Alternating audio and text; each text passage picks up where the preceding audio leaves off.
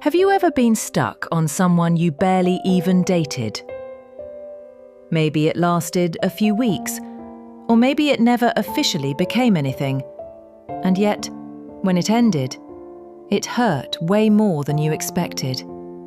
You're left wondering, why am I so broken over this? Today, we're going to talk about why some breakups hurt way more than the relationship was ever worth. And more importantly, how to start letting go of the fantasy that's keeping you stuck. Let me tell you about someone. We'll call her Maya. Maya dated someone for 6 weeks. They went on a few great dates, had intense late-night conversations, flirted like crazy over text, and then suddenly, he pulled away, ghosted. Now, Maya's friends are saying, it wasn't even that serious. Just move on. But Maya's crying in the middle of the night, listening to sad songs on repeat, and asking herself, why does this feel like heartbreak? The answer is deeper than most people think. Here's what most people miss. When we're hurt after a short or undefined relationship, we're often not grieving the person. We're grieving the potential. What could have been? The version of the future you imagined with them, the version of you that felt seen, wanted, and excited. That future didn't happen, and the fantasy you built in your mind gets ripped away, fast. And it hurts. Sometimes more than if you had dated for years.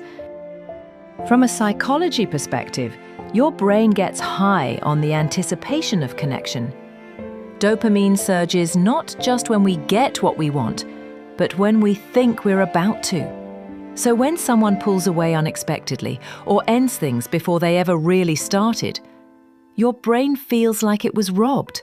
It's not just rejection, it's confusion, disruption, and the death of a story you were still writing in your head. Another reason this hurts more than you'd expect? There's no closure. When something ends suddenly, especially without real communication, your mind keeps looping through what could have been done differently. It feels like an incomplete sentence, an emotional itch you can't scratch. And we tend to obsess over things that don't feel finished. Sometimes we're not even missing them. We're missing how we felt around them, confident, alive, hopeful, playful, loved.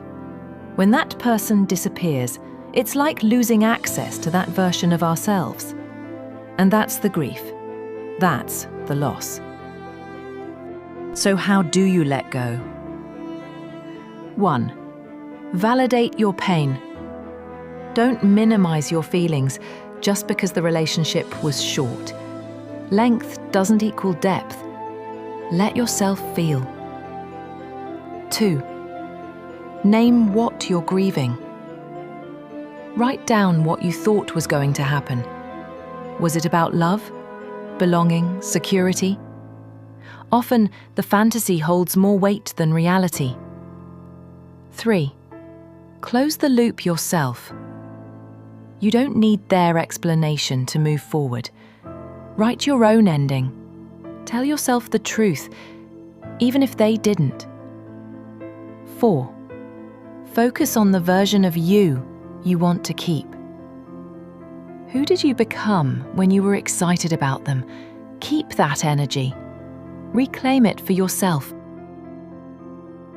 Heartbreak isn't always logical. Sometimes it's about untangling hope from reality. If you're hurting over a short relationship or something that never fully began, remember this. It's okay to grieve the story you were writing. But eventually, you get to write a new one where you are the main character, not the plot twist. If this video helped you, give it a like or share it with someone who needs to hear this. And if you've ever experienced this kind of heartbreak, drop a comment below. I'd love to hear your story. You're not alone, and you will heal.